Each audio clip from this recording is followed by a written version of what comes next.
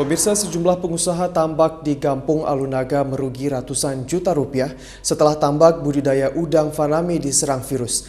Mereka terpaksa panen lebih awal untuk mengantisipasi kerugian yang lebih besar.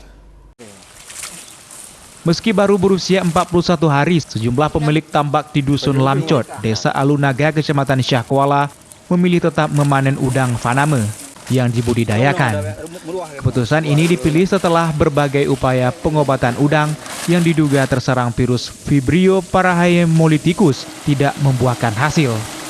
Seorang petambak, Said Munawir, mengatakan terpaksa memanen udang lebih awal untuk mengantisipasi kerugian yang lebih besar. Pasalnya udang yang terserang virus tidak akan tumbuh normal, meski menunggu masa panen semestinya selama 120 hari. Serangan virus membuat dirinya harus menanggung rugi karena hasil panen udang faname yang biasa mencapai 10 ton, kini turun menjadi 1 ton. Kondisi tersebut telah terjadi berulang kali dan turut dirasakan petambak udang faname lainnya di Dusun Lamcot, Alunaga. Udang ini kan yang diserang kalau virus ini virus di ususnya. Jadi kalaupun dikasih makan, jadi tidak mungkin lagi ada pertumbuhan gitu. Nah, ini kan kita kasus kedua, kasus ketiga. Kasus kedua juga sama seperti ini. Kasus yang pertama itu yang karena pengaruh cuaca ekstrim. Yang kasus kedua sama, kita juga mengalami hal seperti ini. Itu bahkan lebih cepat. Cuman ada usia sekitar 16 hari gitu.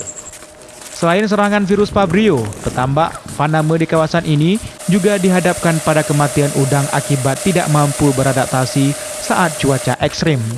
Mereka berharap dinas terkait berpartisipasi menyuluh bahaya dan upaya pencegahan penyakit udang guna pencegahan kerugian petambak faname. Meski telah berubah menjadi sentra budidaya faname, namun petambak di kawasan Alunaga hingga saat ini belum tersentuh tenaga penyuluh.